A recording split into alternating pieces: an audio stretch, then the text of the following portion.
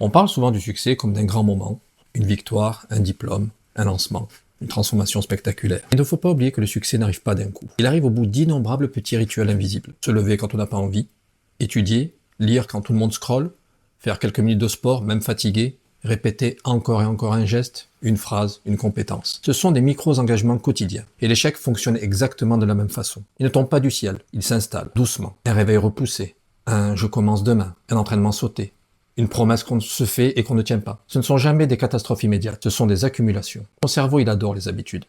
Il transforme ce que tu répètes en identité. Si tu répètes la discipline, tu deviens discipliné. Si tu répètes l'évitement, tu deviens quelqu'un qui évite. Le problème, ce n'est jamais le manque de motivation. Le problème, ce sont les habitudes.